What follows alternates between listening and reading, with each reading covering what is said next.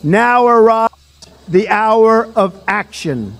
We hold these truths to be self-evident, that all men are created equal, that they are endowed by their Creator with certain unalienable rights, that among these are life, liberty, and the pursuit of happiness. That to secure these rights, governments are instituted among men, deriving their just powers from the consent of the governed. That whenever any form of government becomes destructive of these ends, it is the right of the people to alter or to abolish it. For depriving us in many cases of the benefits of trial by jury. To subject us to a jurisdiction foreign to our Constitution and unacknowledged by our laws. All experience hath shown that mankind are more disposed to suffer, while evils are sufferable, than to right themselves by abolishing the forms to which they are accustomed. But when a long train of abuses and usurpations, pursuing invariably the same object, evinces a design to reduce them under absolute despotism, it is their right, it is their duty to throw off such government and to provide new guards for their future security. We mutually pledge to each other our lives, our fortunes, and our sacred honor. And we're going to take our country back from these people.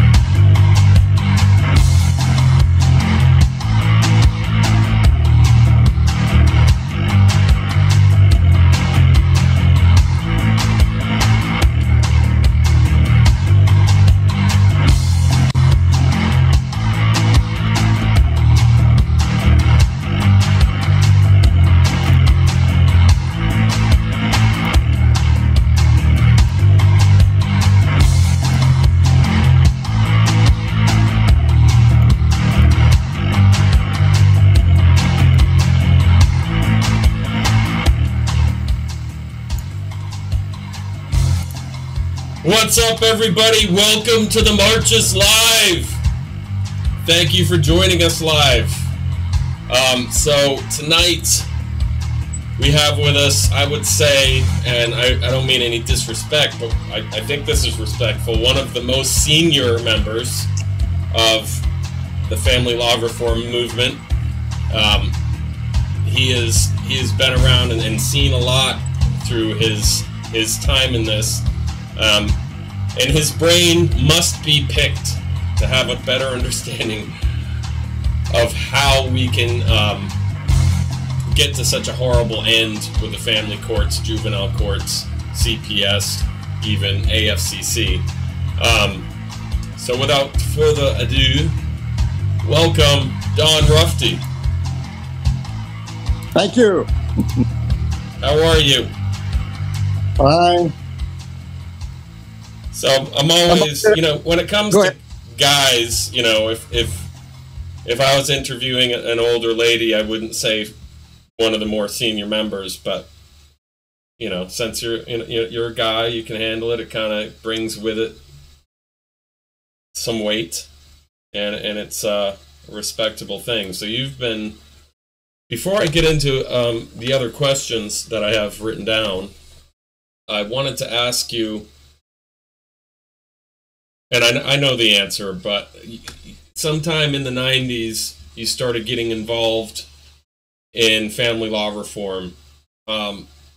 So maybe you could start with quickly how you came to start fighting for this and what your initial goals were when you first started. Because when you first come into this, your understanding is kind of at this level, and within a year or two, you realize what the real problems are, and so without social media, without even the internet, when you first started getting into this, in 1995, they had the internet existed, but nothing like Facebook or MySpace.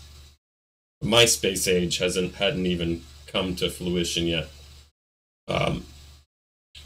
So if you wouldn't mind, like I said, how you came to be a part of this movement, kind of, and your evolution in that process before being able to talk to people. I think that's a good place to start. Okay, yeah, we did have the internet. AOL was around. Yeah. And, you know, they were one of the .com people in the .com bubble in the market. 95, you were emailing. We used it a lot. We used it very well, just kind of like we're using Facebook now. It brought people together, and the family court corruption was inflicted upon me beginning January 9th, 1995. My kid's mom decided to divorce me, and so we went to court, and the judge was the first judge of 5 in my case was in the back room with the lawyers. I didn't know what was going on until later. I filed a complaint with the Mecklenburg County Bar Association against the attorney that I'd hired that day, for that day. And he sung like a bird. I guess he was nervous, and that's when I found out what happened. But anyway, when I first laid eyes on the judge, Fritz Mercer, he came in, sat on the bench and said, "Okay, Mr. Rufty, I'm kicking you out of your house. You have 7 days to get out. Mrs. Rufty has a 3-party check for $2,500 paid out to you, her, and a landscaping company. Just go ahead and sign that over to her, and next case." So that was about it. That was your first experience. I published a local newspaper for 41 years until about year before last, and so I was at my office that night, and I thought, well, I'm gonna have to find a place to stay. So I was home teacher in my church for a couple of single guys. I called them up, and one of them said, "Well, I have a 2-bedroom apartment. I'm just using 1 bedroom as an office. I'll move my stuff out and rent that to you." And I said, "Great." So that's what happened. I was sitting on the couch one day. I was just thinking, I said, how could something like this happen in the United States of America? This is crazy. This is bizarre. And I'd known a few people who got divorced, but I didn't know what happened. And so the thought came to me. I'm a religious person. This is probably from the Holy Ghost. They said, "Well, maybe you're not the only person this ever happened to." I said, "Well, okay, I'm going to find out." So the last issue of my paper is still online, CarolinaNickel.com. Page 7 is the full-page editorial by Phyllis Schlafly on this subject, and the subject of debtor's prison in regard to the divorce courts. And so anyway, the front of the paper was always, it had an odd format. It looked like, when you pick it up in a supermarket or a restaurant, it looked like a magazine type size publication. But then when you turn that page, it opened up into a tabloid. And so, but on the front page, it just had Carolina Nickel at the masthead, and then underneath it had 3 columns of classified type ads. So I put a classified type ad right in the middle of the front page saying, if your rights have been violated by a local judge in divorce court, call this number. And so I put my roommate's answer machine in it. Boom, here come the calls. They were streaming in. Wow. And I said, "No, I'm not the only person this happened to. There's probably people in the same apartment building and the next one over and up and down the street. They're all over Mecklenburg County." So I said, "I'm going to bring all these people together." And that's exactly what I did. I created a father's rights community in the Charlotte area. Now, I would talk to the people when they left their messages, and one of them was really sharp on the law. He knew a lot about the law, and I thought, well, he'd be a good leader of the group, because I had zero interest in being the leader of the group. I only wanted to create the group. Sure. The other guy called in was really sharp on the law. He was paralegal. So I put those 2 guys together to lead the group, and would, run things in the paper for people to call in. And they did. And so they, and then there was another group in town called the Carolina Advocates for Legal Reform. They kept seeing all this stuff about paper and said, "Who is this guy? We have to get in touch with him." Right. And so back with me, and we began having some joint meetings. And there was a guy who came up from South Carolina who I don't even remember his name anymore because I never saw him but once, but he gave me a kind of like a poster, but it really had to do with the strategy that I embraced. So this learning curve took place pretty quickly. And these other two guys were the paralegal, had law books and computers all over his house. And they were camping out with the law every night. And I'd go over there sometimes, and I'd go down to the law library, at the courthouse or the old courthouse and do research. And I'd be finding something, digging up something, and going to the public library, going through North Carolina general statutes. So we became very well versed in the legality. And you mentioned that. You mentioned that in your speech at the Constitution Day at the Million Parrot March. And I have that clip, and it kind of stuck with me. So I'd like to play 2 clips where you talk about public pressure real fast, so people get an idea of what you're talking about. This is Public Pressure with Don Rufty, Constitution Day Million Parrot March. In Mecklenburg County, North Carolina, which is a very big county, one of the biggest population centers in the United States. But that's only one county. That happened in 2000. The entire court system changed 180 degrees from a cesspool of judicial corruption to a paragon of judicial virtue. Out of 100 counties in North Carolina, it's the only one that's straight. And I'm told from people in the court system that people in the other counties think they're weird. So your county, because of what you started, kind of changed the court system in that county, and then it kind of goes into this. But not whenever he would run for a higher office, Court of Appeals or whatever, I would publish that entire court order in my paper with the headline, Judge Fritz Mercer signed confession that he violated the rights of publisher Don Rufty. I really enjoyed that. So your efforts, you're finding people in your community, working together as a team. You didn't want to be the leader. You found a leader, and then through your knowledge with publishing, you said you published an article for over 40 years. You called this judge out, 5 judges, and one of them gave you a written confession. Yes. That's incredible. It was a court order. Well, okay. How that occurred was, like I said, the attorney that I hired, right off the bat, was quickly replaced. I think I ran into a guy at Hardee's, got to talking with him, and he told me an attorney he thought would be helpful for me, and so I contacted him and hired him, and then it took it back to court, and he pressured the judge because maybe we'd gone to court a couple of times, and about the second time we went back, the judge Mercer called the 2 attorneys up to the bench and he said, "Can you guys be here Friday?" And my attorney said, "What for?" And he said, "Well, I want to hear some more evidence." He said, my attorney said, "You've heard plenty of evidence." Said, "I want a decision, and I want it right now. Otherwise, I'm going to appeal it. And if I don't get the right decision, I'm going to appeal it." Well, the court was adjourned. The case was adjourned, and about 2 hours later, my attorney called me, and he had a court order. This court order that Mercer had sent over to his office. He didn't want. They don't like it to be appealed. Right. And so that was it. And I would publish that. And years later, he told the staff at Central Piedmont Community College that I had ruined his career. And that made my month. Well, he ruined your life. You ruined his career. It's kind of, I think he got the better end of the stick on that deal. Okay. Now, I'm a pretty good writer.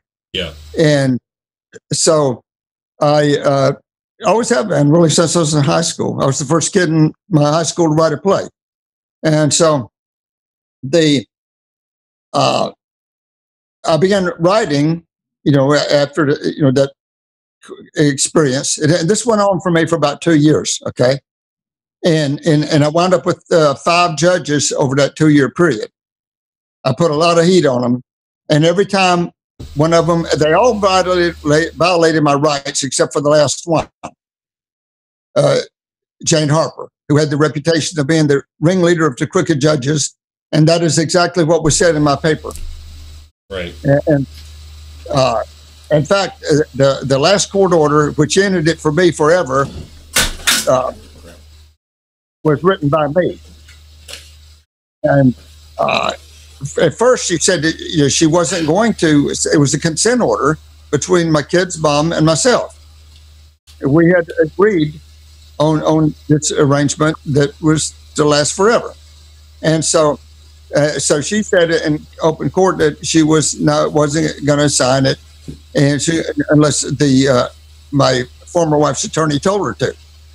Well, of course, I wrote all this in the paper at the next issue, come out about the next day, about how she was, and how she was going to violate my rights also.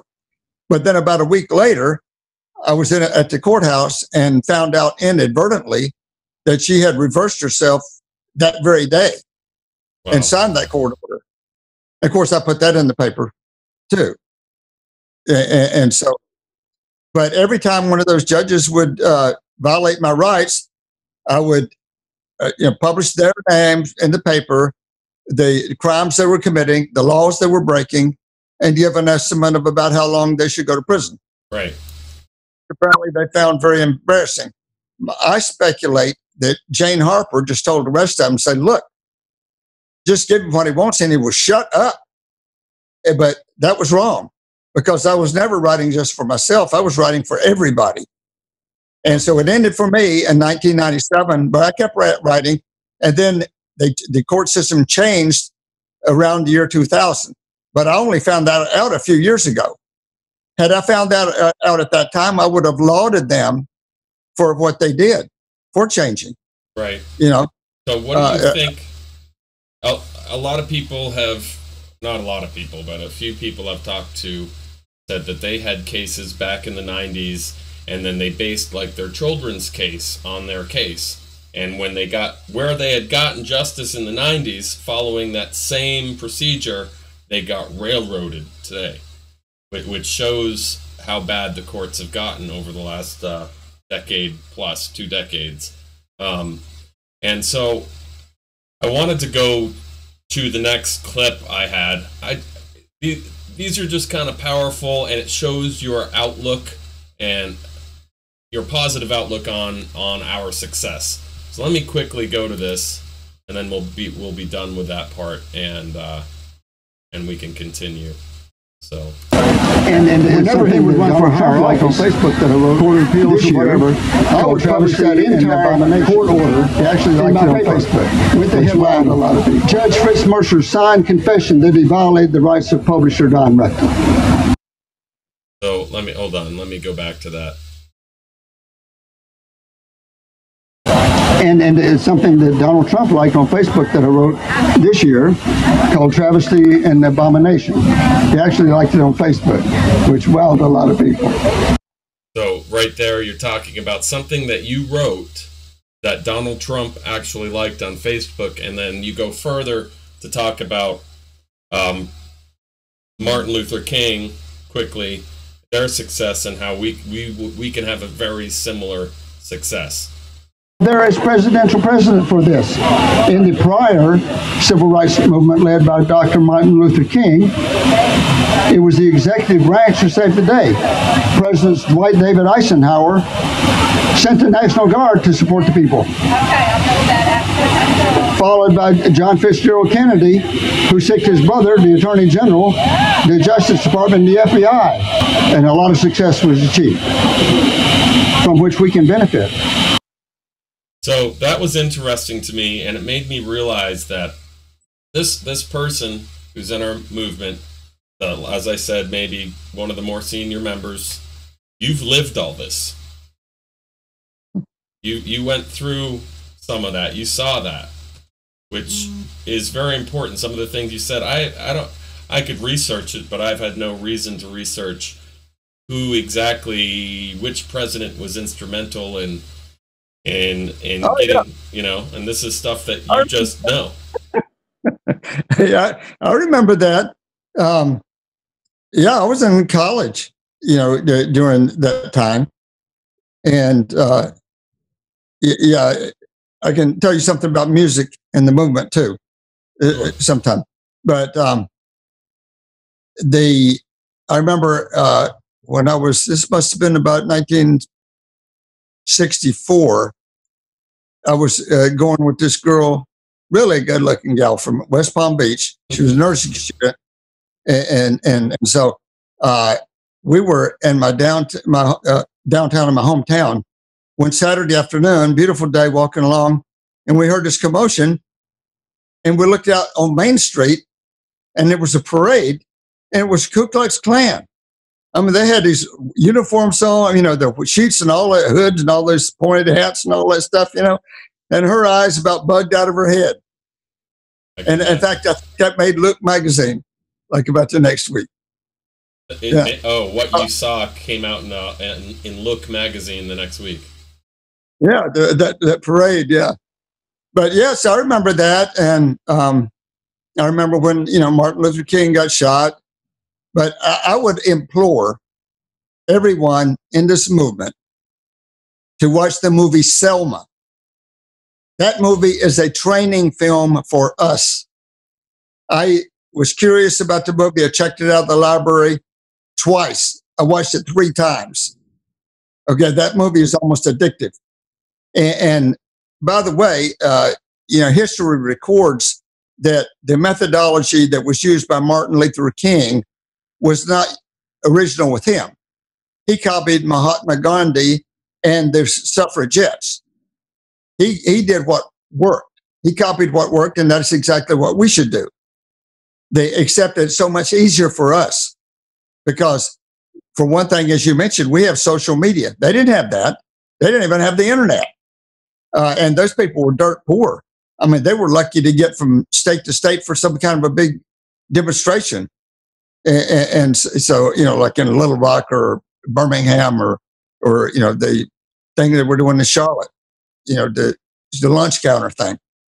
So, but we look at how many people made it to DC. Yeah. I mean, we have greater mobility than they had. We have cell phones. Nobody even heard of a cell phone then. Nobody knew what a cell phone was. And not only that, we not only have cell phones, we have smartphones. I can talk to you right now.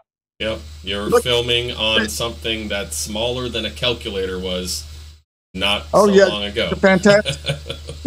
Fantastic. And so we all have these things at our disposal. Yeah. And now we have a very unique president. Not an establishment politician by a long shot. I mean, the only elected office he ever got elected to was president of the United States. I mean, that's fantastic. That's amazing. And I believe that Donald Trump is going to arise as a champion of the American people. I believe that he has that in his psyche. I believe that that is something he wants to have recorded for him in history. And I believe that if he supports the family rights movement, he will go down in history as one of the greatest American presidents. I've always said that for him to get a second term, he's going to have to help some community. And right now, our community, if you don't know it yet, is maybe the greatest civil rights disaster ever, because it doesn't affect just men, women, color, creed, religion, political affiliation. It affects everybody. And like LaShawn K. Ford said on the Far From Normal show a few weeks ago, this movement has the potential to bring us all together, because this isn't about men or women. This is about humanity and what's right for humanity. And I thought that was such a strong sentence he said. And so let me say something about that, Ted. Sure. Of course. And there are people, and you and I have spoken before, in the movement who are militant feminists, and there are people, males who are militant, okay? That is not the way that we need to be. And now, as we mentioned a little while ago, kind of replaying my history in the movement, how I came into it. Yeah, in those days, it was strictly a father's rights thing. Okay. Only in some rare instance was a father spared that crucifixion process. And I went through it for 2 years. But the only reason it turned around for me is I published a newspaper. I own a newspaper. And I came out with both barrels blazing, and I'm a good writer. And so those people were so embarrassed. You know, I remember that the second attorney I had one time, he said, every lawyer in town reads your paper. I guess he thought that was supposed to scare me. That encouraged me. That just let me know that they were sweating it. And, so, and they did. And it was good, because look at all the families that have been spared ruination since the year 2000, 17 years. That is thousands of families in Mecklenburg County alone. But that's just one county of 100 in North Carolina, in one state of 50. But it would be nice if that happened all over the country, but it needs to go beyond that. And I'll tell you the reason why. Because that only helped the people going forward. It did nothing for the existing victims. Okay? The same thing right now. You hear these people say, oh, we need reform. We need to improve the system. We need things to get a little better. You know, and they'll spend an enormous amount of time and energy lobbying legislators to try to get the system tweaked. If they ever actually got it tweaked a little bit, it would only help people going forward. It wouldn't help you. It wouldn't help all of these people in this movement whose children have been stolen from them and who have been cast into financial ruination and poverty. And many have gone homeless. Yep. Many have committed suicide. It's not going to bring anybody's life back, and it's not going to put any of these crooked judges in prison. Nope. And that's what we need to do. We need to focus like a laser beam on that strategy. It's just like those T-shirts that I designed, and Brian Kinter had 1,000 of them printed. You know, it says, enforce the law, prosecute crooked judges. Yep. That's the whole U.S. Code, Title 18, Section 242. It's as clear as a bell. It is not difficult to understand. Deprivation of rights. That's anybody who can read that, and it isn't extremely lengthy. It's pretty concise, and it flatly says that any judge or other public official, but it mentions judges along with the others, who violates your rights is committing a felony. A felony is a crime. Not just a felony, but treason. Any immunity when it comes to committed crimes. Yeah. No, they don't.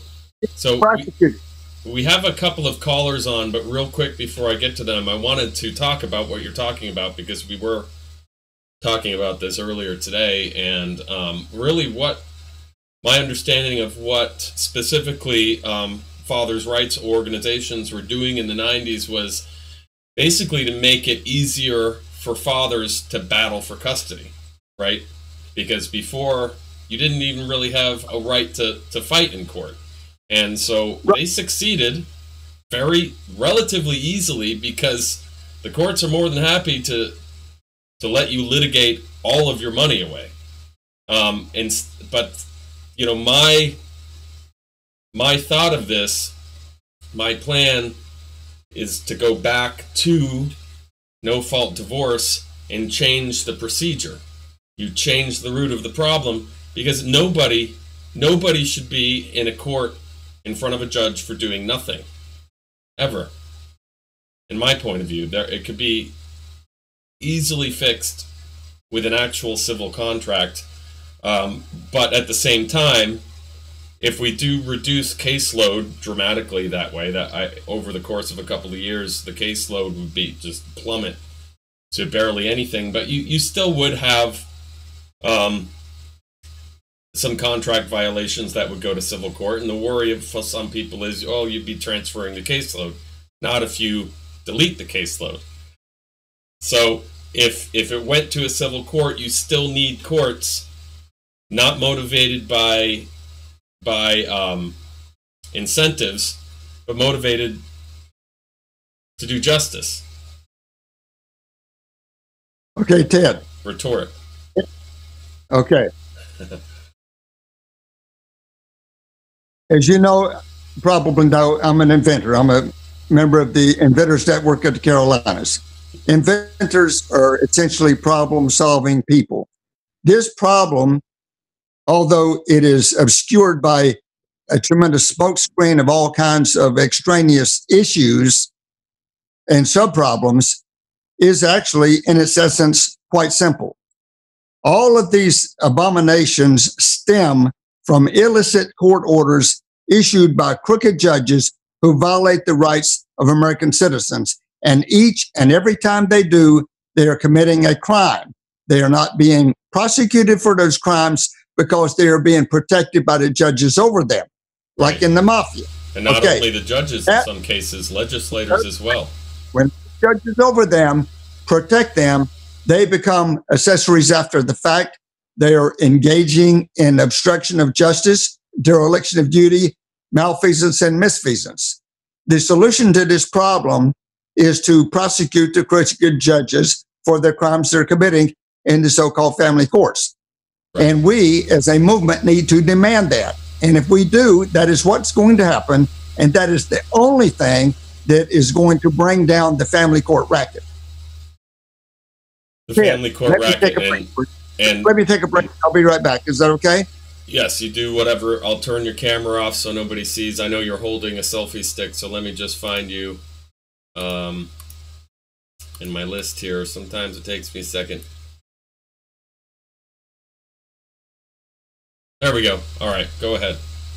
I'll hang out with the folks.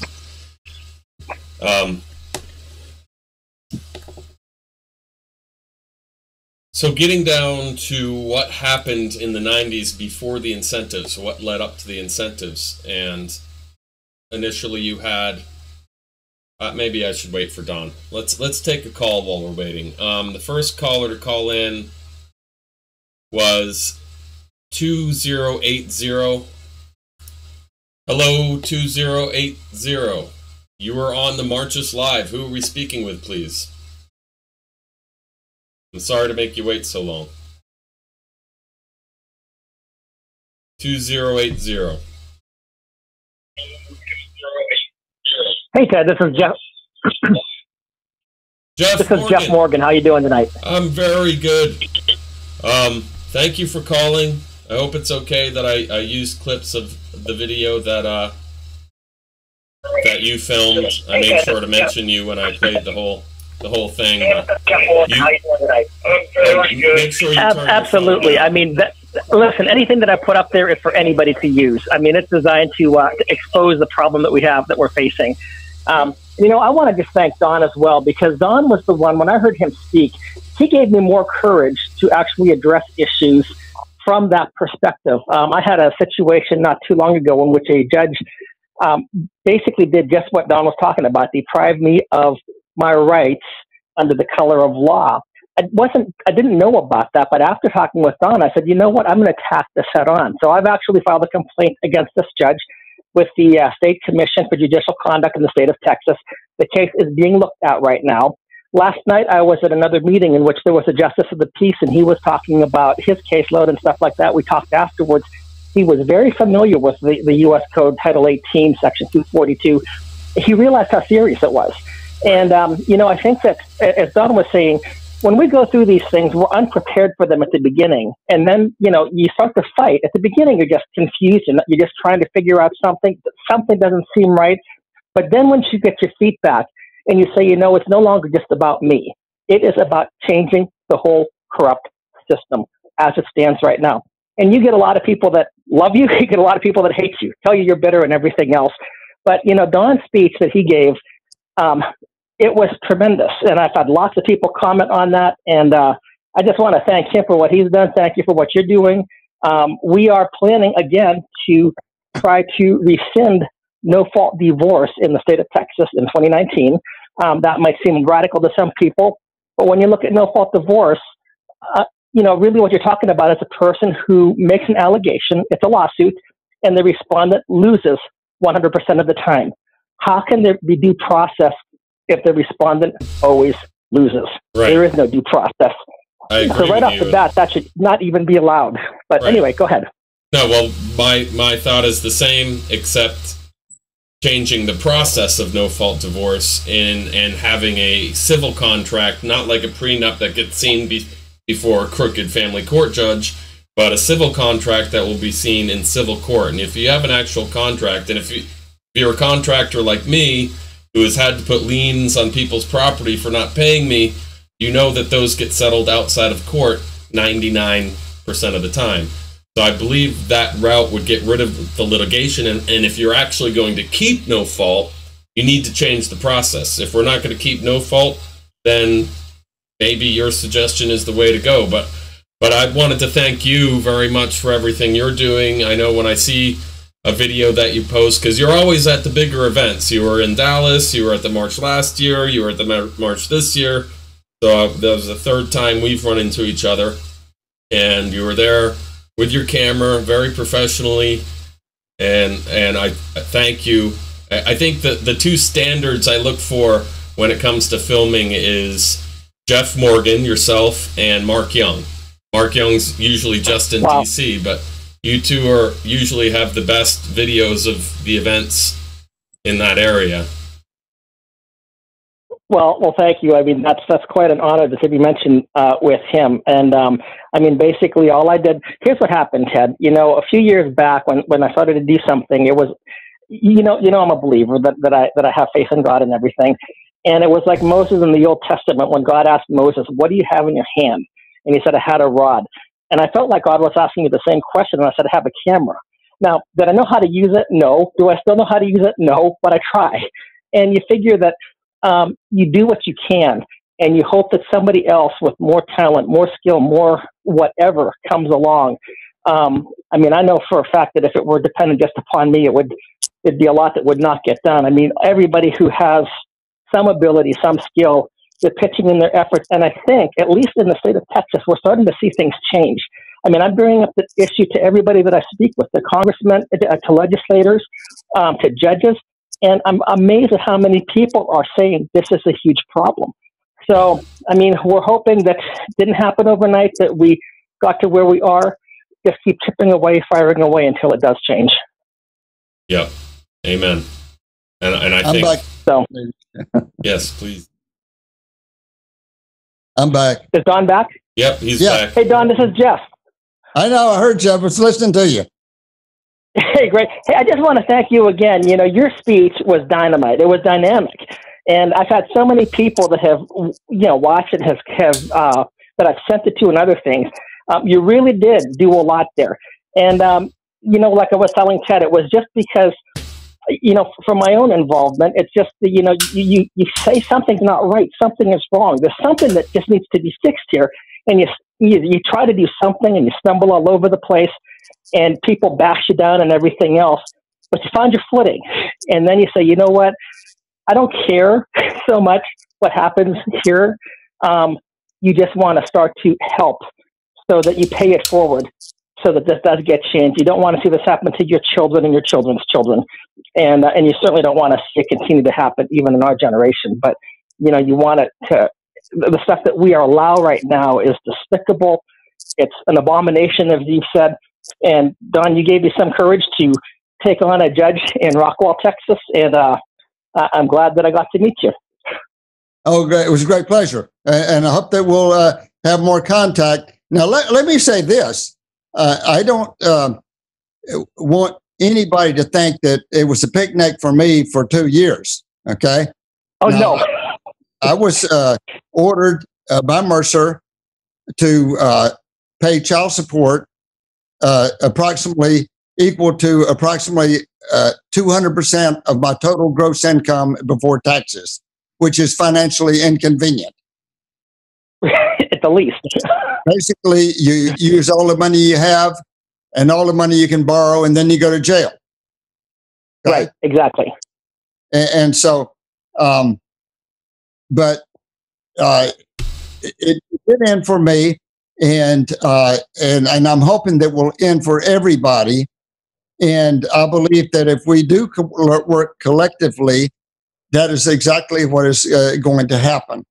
I do believe that President Trump is going to rise to destiny and help the American people. It is that the rampant judicial corruption in the so-called family courts has adversely affected over 60% of the American public. That is a lot of people. You know, Don, there's something else that people don't talk about a whole lot, is when you look at the whole aspect of, we call it, we call it no-fault divorce, but really in about 75% of the cases, it's unilateral divorce, it's forced divorce. And when you look at what happens with the breakup of the family, you look at what happens with the kids.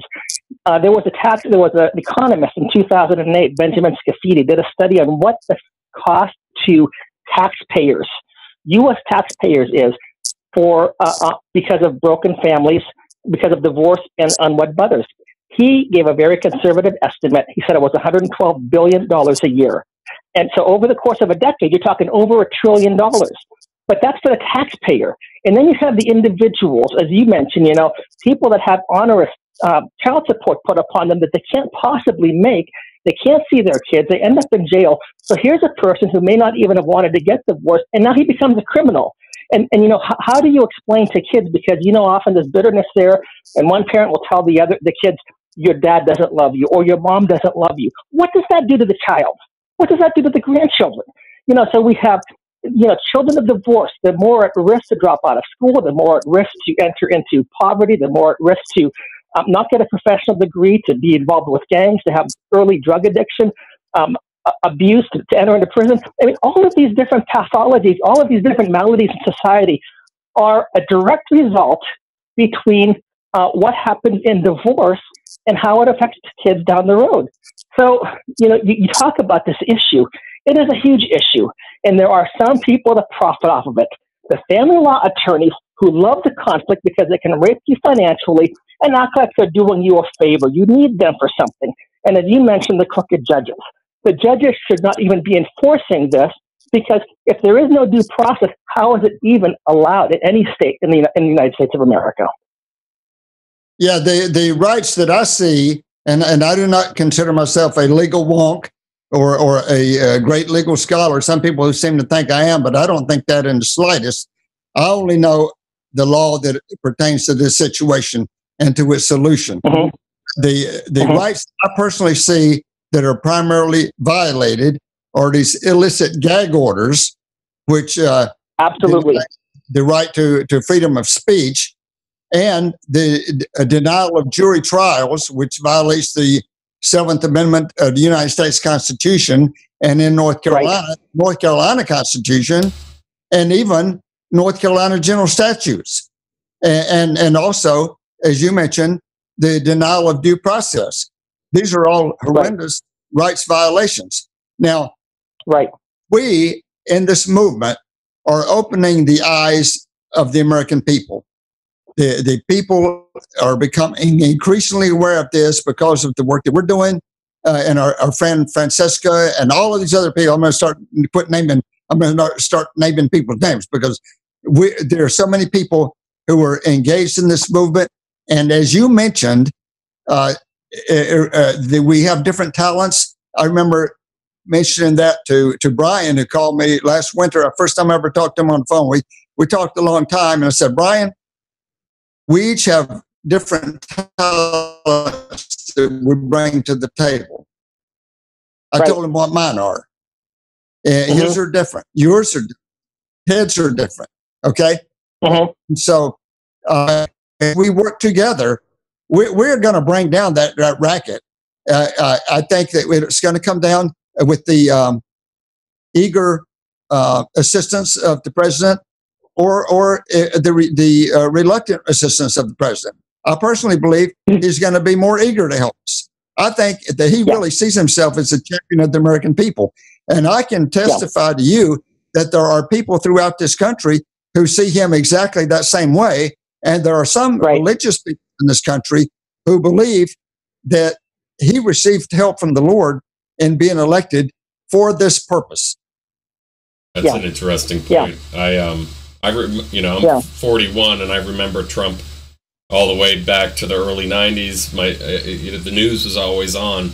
And whenever you saw Trump, even with Reagan, he was a supporter of Reagan, but hated his trade policies. And it seemed to me that even though he's done all this wacky stuff with TV since then, he has always pretty much had that same focus of what was really right in America, and it should be about the American worker and not the big business, that we need to keep trade in America, and if we're going to deal out of America, we should have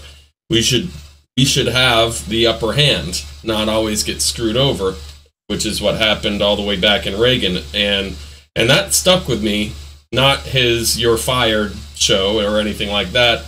His similar message through the years is what stuck with me. And when he first started running, I'm like, that would be pretty cool. He'll never get elected, but I mean, it'd be cool if he did. You know, that was my thoughts. And then as we got going and kept going, I'm like, wow, Bernie Sanders and Donald Trump, that's going to be an interesting race right there. And then Bernie's gone, so I'm like, well, it's pretty much Trump's presidency at this point. At least that's what I thought, and that was the case. Yeah. I would like to write a couple of his speeches for him. Yeah. We all would have a couple of things to add. What did you say, Jeff? I said submit some to them. You know, there's one thing that I've learned about people. If you make their job easier, they will be glad to possibly use the material. You know, there was a professor that I had back in seminary, and he said, you know, the reason that people came to him in the newspaper whenever there was a controversial topic is because he would do the background work for them. So he'd give them a brief, you know, here's the overview of the issue, and he always made sure that he gave them a couple of sound bites. And I mean, so this made their job easier for them because they were under tremendous time pressures to get articles done. They knew they could go to this one professor because he would do the work for them. He got to shape the story. He got to say it in the way that he wanted to, versus everybody else who's out there trying to shape the story in a way that is not right. We have to be prepared to shape the story in the way that actually illustrates the plight of people. And when we talk about our kids, because everybody says, well, you know, it's all the kid's best interest. Well, number one, the child's best interest is, in almost every single instance, to be brought up in an intact family with his or her natural father and mother, period. At any time that you say, not any time, but in almost every instance when you say that that's not in the kid's best interest, you're lying. When you go to a divorce court or family court, whatever you want to call it, and they talk about looking out for the children's best interest, they're lying. They're looking out for maybe the second best interest, maybe the 10th best interest, but the best interest in almost every instance is for the father and mother to stay together, to have an intact family, and to learn to love each other, because love can be learned, and to keep the family intact for the children and for the grandchildren. That is the child's best interest. It absolutely is, and you're 100% correct. And that's why, you know, growing up in a more liberal area, you know, New England, especially Vermont, you look at both sides and what's right for the religious community and what's right for the agnostic community. And I really feel like keeping no-fault divorce in place, but changing the process, you'll have a need for more mediation. Two people who need help to understand. Dad, can you hear the sound of my voice? Picture just froze. Yes, I can hear you. I can hear you. I can see you still too. So if you have a situation where people can get divorced if they want to, but then you have in place a mediation, help for people, help saying what is expected of you as a single parent, I believe in a lot more cases, those people would have stayed together. I just met a gentleman a few days ago who that happened to. Luckily, they didn't go through the divorce. They ended up going to mediation and getting counseling, and they're back together. And in my situation, my ex-wife and I drove to the first court hearing together.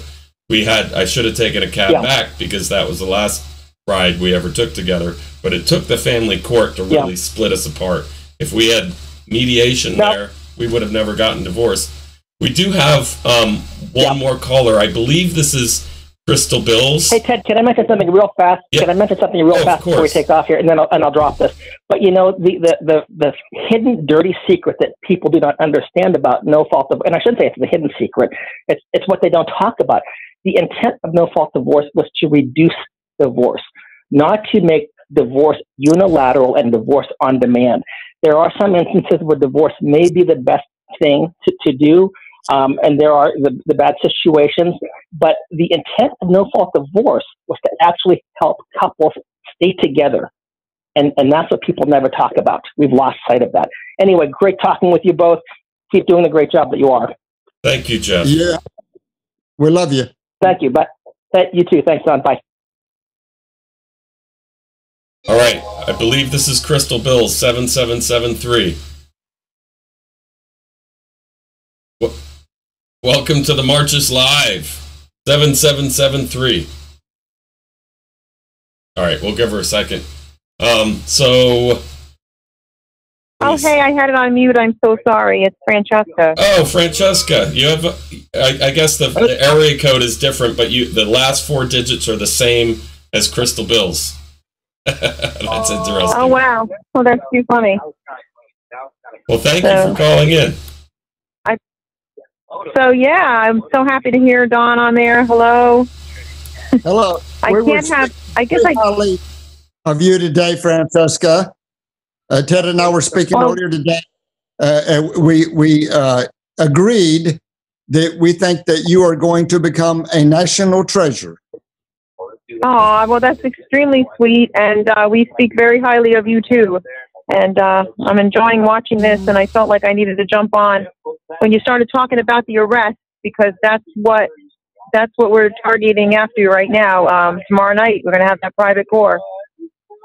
And I'd like to get started on that as soon as possible, set a date, and get the masses prepared and get them strategically, have a plan and ready to go and do a national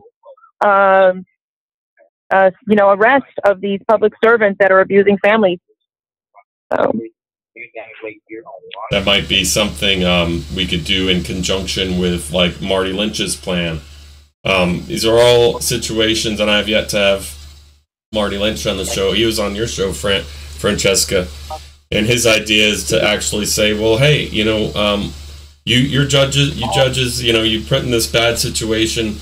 We're going to help you out by creating our own courts, our own juries, petite juries in each state.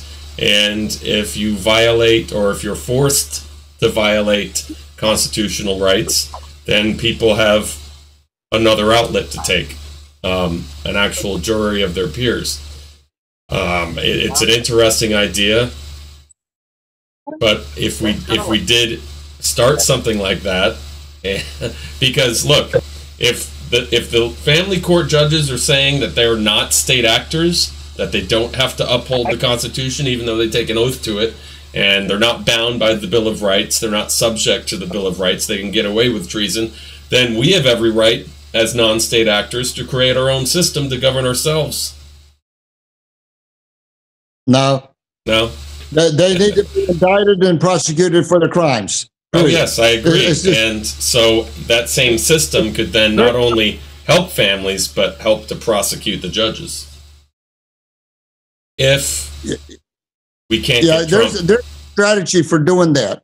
The judiciary cannot be depended upon to do the right thing because they are crooks. Okay? And so that will either come about through the executive branch or through public pressure. People in the streets are very, very effective in this country. And I know they used to say, oh, you got to have 1 million people. Wrong. In Falls River, Massachusetts, probably about 1997 or 1998, the people taught this country a lesson. Some people paid attention. Okay. One of their guys, again, I think his name was Ray Sawyer or something like that. It was in court. They're going to put him in jail. Okay. It was one of the father's rights people. All right. His people assembled outside of the courthouse, demonstrating, protesting. All right, the judge sent the cops out and told them to hit the trail to disband, to go away. They refused. Then the judge sent the SWAT team out and told them to move several blocks away. They refused. Then the judge says, well, the jury could see them where they were, so if they move around on the other side of the courthouse, it would be okay. So they said, okay, we'll do that. Well, as it turned out, the jury could not see them in the original location, but they could when they moved. So then the judge just let him go, and that was it. Now, in the meantime, the Fathers' Rights crowd alerted the local news people. The newspaper reporters were there. The radio reporters were there. The TV reporters were there covering the scene. Okay. It wasn't 1 million people. It wasn't 22,000 people. It wasn't 2,200 people. It was 22 people. It's interesting. 22 people stood down the SWAT team, okay, and rescued their person. All right. Now, I was talking to Mark Young about this up in D.C., and guess what? He did something like that, and it was like 3 or 4 of them. Yeah. But I will say, one person, one Lone Ranger, it will not work for. There was a guy named John Matori. He used to come up, and when we had the gatherings in D.C. in the late 90s and early part of the century. And when Hillary Clinton was a senator in New York, he went outside her office and wrote in chalk on the sidewalk by himself. Nobody went with him. He got arrested. That happened about 30-some times. 30-some times. Okay. Wow. They kept putting him in jail. And so just one lone individual acting by himself is not going to get anywhere. Okay. But I have this strategy written out. I think it's quite workable, that we can use. But the most wonderful thing that would happen is if Donald J. Trump rises to destiny and tells, probably in a 20-minute meeting that he could have in the Oval Office with his Attorney General, Jeff Sessions, he could say to Jeff, look, I can show you boxes and boxes and boxes and boxes of letters that I've received from citizens all over this country complaining about these lower court judges in these so-called family courts violating their rights. And every time that happens, those judges are committing felonies. Now, why these people, these criminals have not been prosecuted for their crimes against the American people, it's a mystery to me, but it's going to happen. As soon as you walk out of the Oval Office, I want you to utilize the resources of the Justice Department and the FBI, which is part of the Justice Department, to investigate, indict, and prosecute these crooked judges. And if you need any assistance in evidence, I can put you in touch with leaders in the family rights movement all over this country who will supply you with all the evidence you would ever need, because in many, many cases, it is all right there in black and white in the cold record. Right. These are slam dunks, and I want these people going to prison. And how many signatures are there? Same time next week, same station right here. I want to know how many investigations and prosecutions are underway. I want to know how many indictments have been handed down. And I'll see you next week. Happy hunting. There you go. Yeah, how many signatures are on the Bill of Rights, the Constitution? There's 56. It doesn't necessarily take 1 million. It would be nice to have 1 million. The 5,000 to 10,000 we could possibly get, that would be very nice. And hopefully we can all come together and do a single event in DC one of these days. That will, when there were so many people at the Million Parent March who felt really, really good about that. And I believe that this movement made a strong statement to Washington. There is plenty of reason to believe that. And, afterwards, some people were saying, oh, we can't wait until next September. Some of us are saying, we don't have to wait till next September. And I'll tell you right now, if the president comes to the defense of the American people in this regard, the next time we get together in D.C., it should be a celebration. And I will say this, I believe this is a natural alliance between the president and the family rights movement. We are quite sizable. The victims in this country are in the millions. The families are in the millions. Yes. And probably in the tens of millions for victims, individual victims. But ever since he was elected president, the Clintonites have been after him 24/7. They've been attacking him 24/7. And we can have his back. We can be the trumpeteers. Well, I will be happy, and I know you will too, to defend him and assist him. I would take great delight in that if he is helping us. Because if he helps us, I know it is going to be very quickly game, set, and match for the American people against the crooked judges. Yep. I have this feeling that if he doesn't address the situation, he might not get a second term. So if you can hear this, Mr. Trump, please reach out. I tag you in almost every video on Twitter because I know that's where you look. So you're bound to see one of these. And what was the other point I was going to make? It gets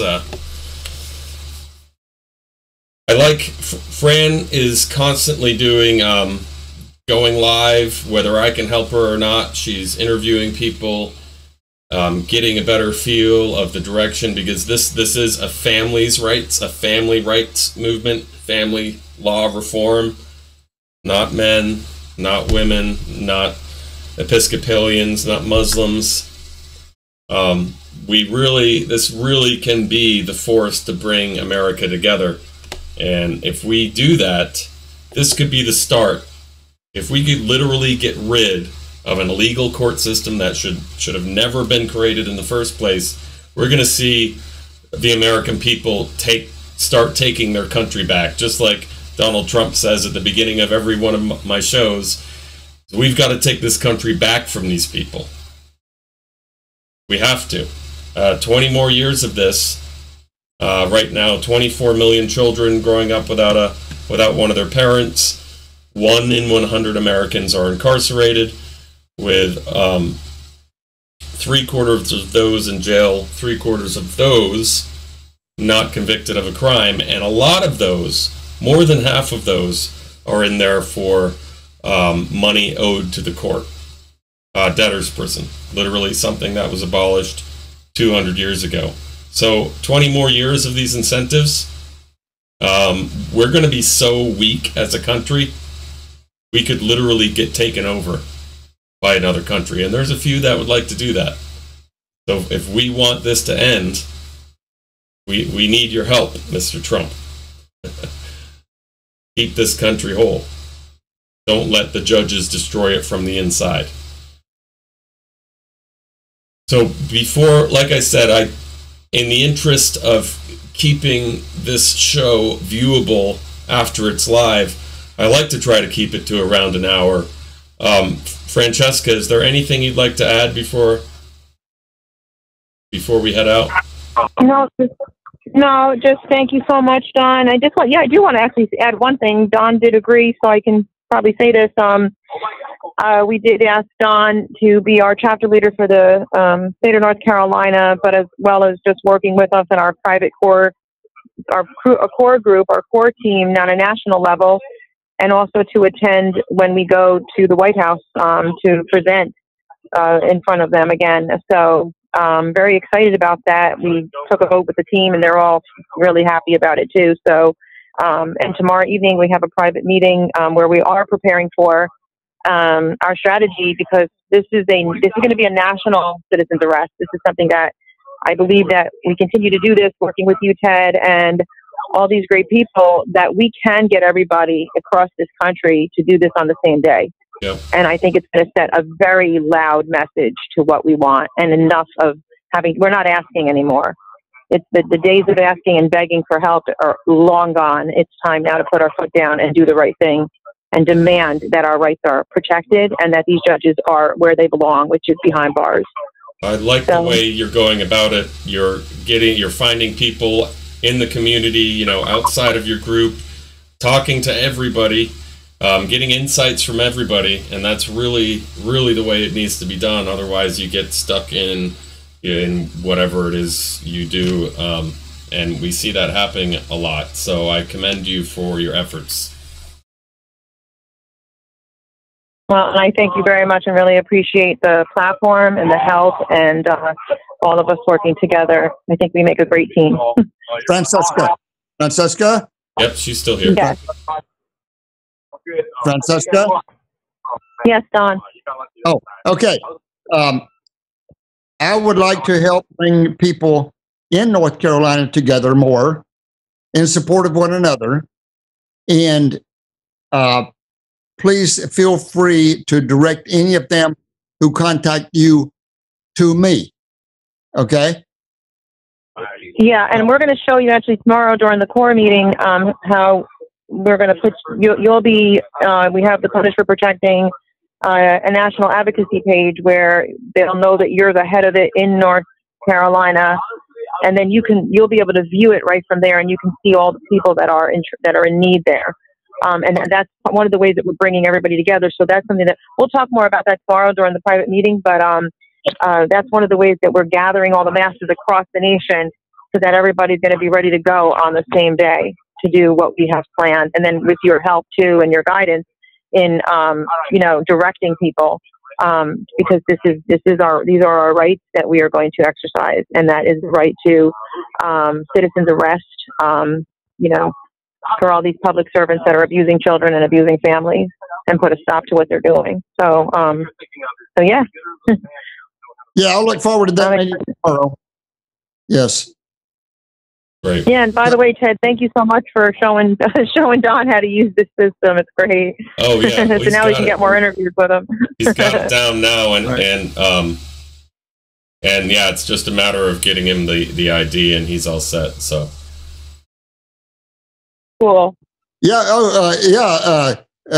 Ted went to school for all this stuff, and when my phone was hacked in D.C., they got it straightened out. He and Robert Slavin, both of them went to school for that. Yeah, actually, Robert went to Full Sail, and that was a college I looked into. I've always had interest in audio engineering and playing around with stuff, graphic arts and all this, so it really had not much to do with my professional career, even though my professional career was really creative.